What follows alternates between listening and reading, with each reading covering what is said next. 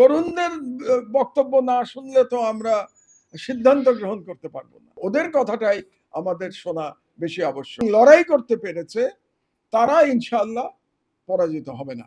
আমি এ ব্যাপারে খুবই আশাবাদী এবং সেই আশাবাদ আমার আরো বেড়েছে। আমি যেটা বললাম, আমি প্রায়ই বিভিন্ন ইউনিভার্সিটির বিভিন্ন অনুষ্ঠানে যাই।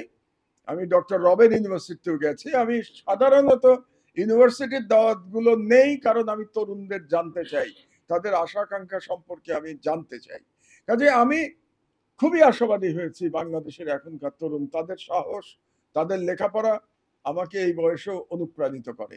কিন্তু শুধু এটুকুই তাদের প্রতি আমার উপদেশ, পরামর্শ, যেভাবেই ধরেন না কেন, এটা থাকবে যে তাদেরকে কিন্তু নীতিভ্রষ্ট করবার জন্য চেষ্টা করা হবে।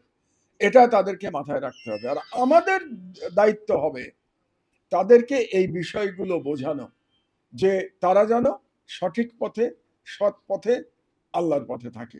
এইটা বোঝানোটা খুব গুরুত্বপূর্ণ। তো আমি মনে করি যে এই ধরনের সেমিনার খুব প্রয়োজন আছে, যেখানে তরুণ এবং প্রবীণরা একসাথে বসে আলাপ করতে পারবে। আর একটা পরামর্শ দিয়ে শুধু আমার বক্তব্য শেষ করব, এরপরে যখন এই ধরনের অনুষ্ঠান একটু আপনারা করবেন, সেখানে বক্তাদের মধ্যে তরুণদের বেশি আনবেন।